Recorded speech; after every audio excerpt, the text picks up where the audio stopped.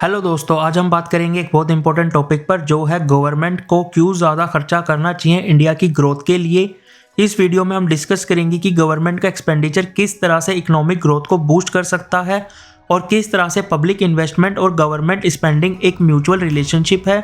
जब हम इंडिया की इकोनॉमिक ग्रोथ की बात करते हैं तो सबसे पहले ये समझना ज़रूरी है कि इकोनॉमिक ग्रोथ सिर्फ प्राइवेट सेक्टर की एफर्ट्स पर डिपेंड नहीं करती। गवर्नमेंट का रोल भी उतना ही इम्पोर्टेंट है, क्योंकि अगर गवर्नमेंट अच्छे प्रोजेक्ट्स में इन्वेस्ट करती है तो वो इकोनॉमिक को ग्रो करने में हेल्प करती है। इंडिया को अपनी इकोनॉमिक को $5 ट्रिलियन तक ले जाने का टारगेट है।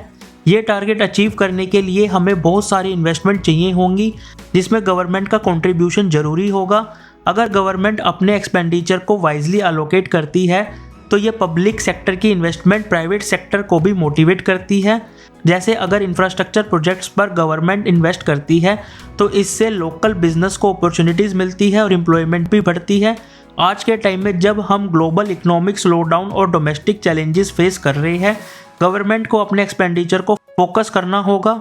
यूनियन बजट 2025 एक क्रिटिकल टाइम पर आने वाला है जब कंज्यूमर स्पेंडिंग में प्रॉब्लम फेस कर रहे हैं, इसलिए इस बजट से हमारी उम्मीदें बहुत ज़्यादा है। हम चाहते हैं कि गवर्नमेंट टैक्स रिफॉर्म्स करे जिससे लोगों को रिलीफ मिले और कंजप्शन भी बढ़े। एक और चीज़ जो इम्पोर्टेंट है वो है कैपिटल एक्सपेंडिचर यानी कैपेक्स।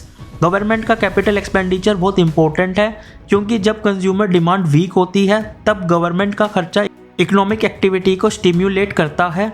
अगर गवर्नमेंट इंफ्रास्ट्रक्चर प्रोजेक्ट्स में इन्वेस्ट करे तो उससे इकोनॉमी को इमीडिएट बूस्ट मिलती है, जो प्राइवेट इन्वेस्टमेंट को भी अट्रैक्ट करता है। चलिए अब हम बात करते हैं पब्लिक इन्वेस्टमेंट की इम्पोर्टेंस के बारे में, जो ग्रोथ के टारगेट को अचीव करने में इम्पोर्टेंट रोल प्ले करती है। जैसे कि मैंने पहले कहा, अगर गवर्नमेंट अपने खर्चे को प्रोडक्टिव सेक्टर में लगाती है तो इसका एक बहुत बड़ा मल्टीप्लायर इफेक्ट होता है। इसका मतलब ये है कि जब गवर्नमेंट इंफ्रास्ट्रक्चर, एजुकेशन, हेल्थ और इनोवेशन जैसे सेक्टर में इन्वेस्ट करती है तो उसका इफेक्ट प्राइवेट सेक्टर पे भी पड़ता है और ये इकोनॉमिक को ओवरऑल ग्रो करने में मदद करती है।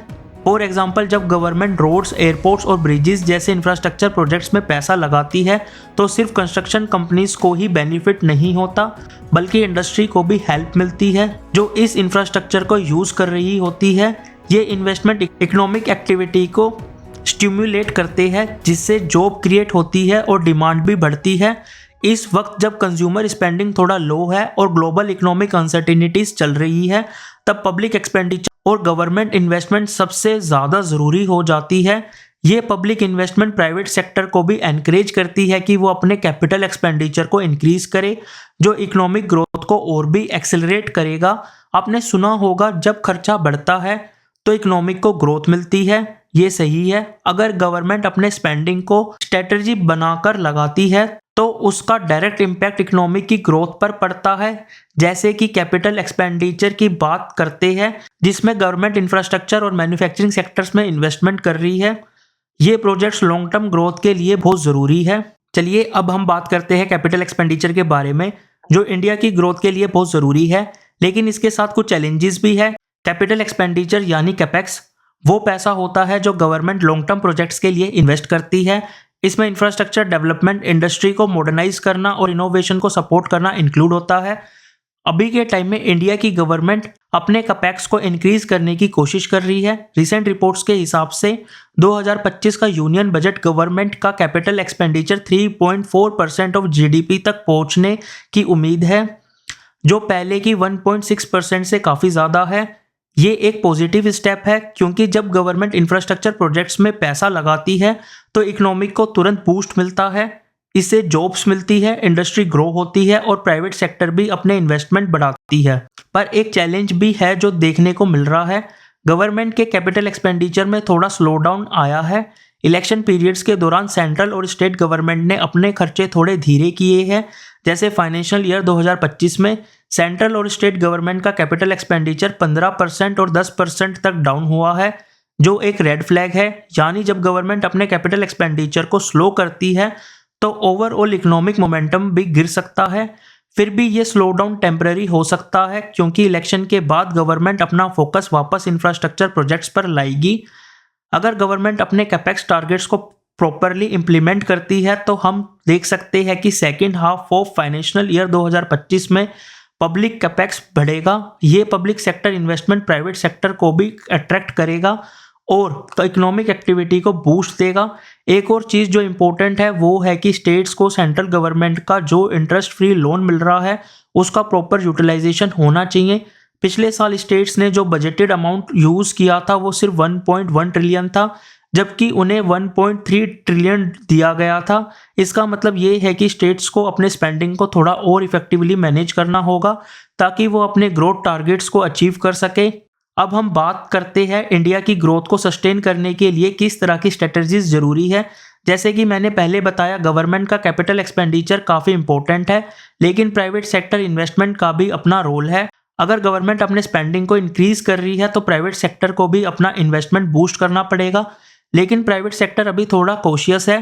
ग्लोबल अनसर्टेनिटीज, जियोपॉलिटिकल रिस्क और राइजिंग बोरोइंग कॉस्ट की वजह से प्राइवेट कंपनीज अपने कैपिटल एक्सपेंडिचर को अभी ज़्यादा इंक्रीज नहीं कर रही। ये एक मेजर चैलेंज है। अगर गवर्नमेंट मॉनेटरी पॉलिसीज़ के जरिए बोरोइंग कॉस्ट को कम कर सकती है और कुछ इंसेंटिव दे सकती है तो प्राइवेट कंपनीज को भी अपना इन्वेस्टमेंट इंक्रीज करना होगा।